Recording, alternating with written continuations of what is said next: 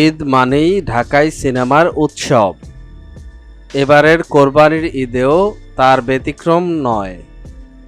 সপ্তাহখানেক আগেও মুক্তির তালিকায় ছিল 10টি সিনেমা, তবে ইতিমধ্যেই সরে দাঁড়িয়েছেন 4টি সিনেমা।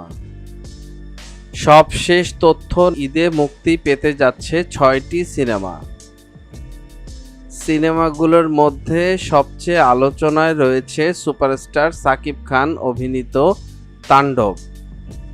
রায়হান রাফি পরিচালিত সিনেমাটিতে নায়িকা চরিত্রে রয়েছেন ছোট পর্দার ও পরিচিত মুখ সাবিলা নূর।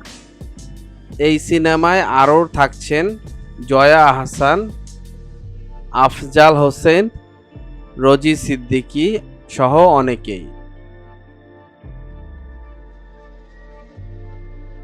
ঈদে মুক্তি পেতে যাচ্ছে আলোচিত চিত্রনায়ক আরিফিন শুভ অভিনীত suspense thriller cinema Neelchakra. Mithu খানের সঙ্গে যৌথভাবে চিত্রনাট্য করেছেন নাজিম উদ দৌলা।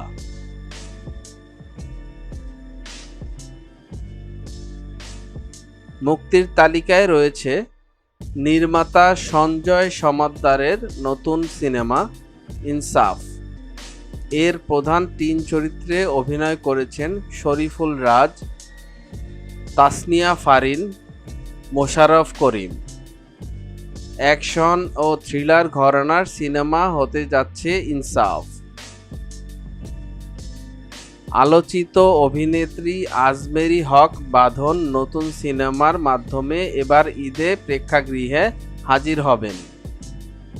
এশা মার্ডার কর্মফল নামে সানি সানোয়ার পরিচালিত সিনেমাটিতে পুলিশ অফিসার লীনা রূপে দেখা যাবে বাঁধনকে।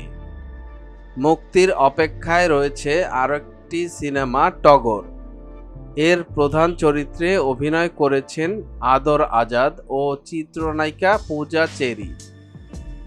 সিনেমাটি প্রযোজনা করেছেন রণক কিকরাম। আসছে ঈদে মুক্তি পেতে যাচ্ছে আরেক সিনেমা উৎসব। এটি পরিচালনা করেছেন তানিম নূর। পরিবার কেন্দ্রিক গল্প নিয়ে নির্মিত হয়েছে এটি।